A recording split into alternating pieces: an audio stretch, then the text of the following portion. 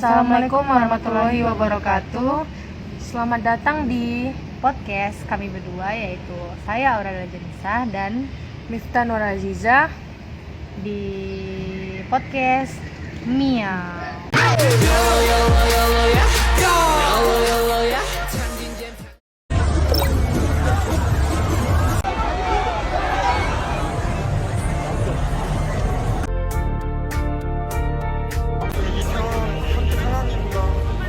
Video yang barusan teman-teman lihat merupakan sedikit bayangan mengenai bagaimana tragedi yang terjadi di Itaewon. Tragedi Itaewon ini telah menewaskan lebih dari 100 orang. Nah, di podcast kali ini akan membahas mengapa tragedi ini bisa banyak menelan korban secara serentak.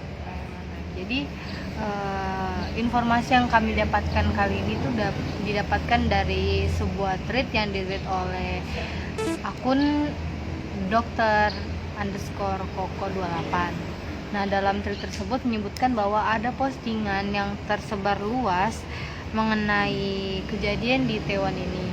Nah, korbannya itu dikatakan muntah darah, terus menjadi ungu, lalu kaku, lantas jatuh seperti robohnya kartu domino. Nah, disclaimernya itu bahwa dokter yang mengetweet ini tidak menangani pasien di Itaewon, tapi gejala-gejala yang mengerucut itu ada dua kemungkinan. Nah, kemungkinan pertama yaitu adalah emboli paru. Nah, tanda dan gejala utamanya itu sesak napas, nyeri di dada, batuk disertai darah. Itu gejala utamanya. Nah, gejala lainnya itu bisa irama jantungnya itu tidak teratur, pusing, keringat banyak, demam atau meriang.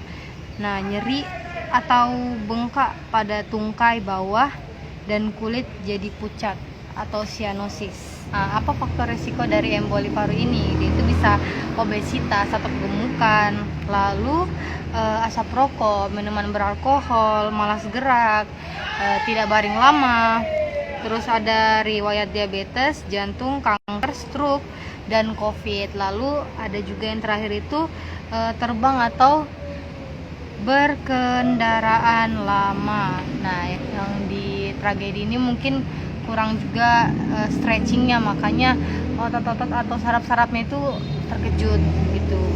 Nah, kok bisa serentak gitu korbannya berjatuhan?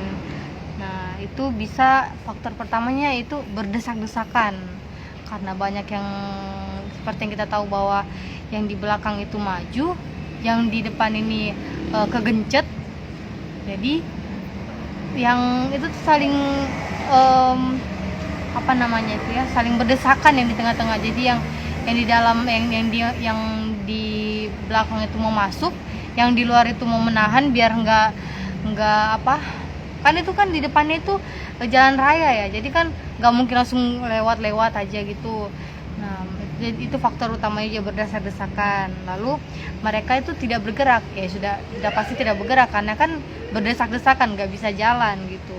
Lalu rongga dadanya tertekan pasti, karena ya kita tahu berdesak-desakan kan ke dada kita kegencet gitu. Nah, lalu volume paru berkurang, yaitu karena rongga dadanya tertekan, volume parunya itu berkurang pasti. Lalu pembuluh darah paru ikut tertekan, sudah pasti itu ya. Nah, satu aspek dari trias Virchow terjadi dalam keramaian itu. Terus dua aspek lain ada di faktor risiko. Nah, kemungkinan kedua akan dibahas oleh rekan saya. Kemungkinan kedua yaitu serangan jantung atau infark miokard. Disimpan di urutan kedua karena kemungkinannya lebih kecil, meski tetap ada kesamaan sebagian gejala, yaitu nyeri dada, muntah darah, dan menjadikan ungu, atau sianosis. Hanya saja jarang terjadi infark miokard yang serentak. Korban segera di CPR, tapi CPR banyak membantu pada kemungkinan kedua.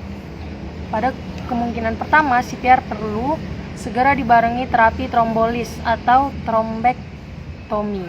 Poin tambahan, warga kita perlu edukasi kuat terkait CPR dan pencegahan trombosis. Berikut video CPR.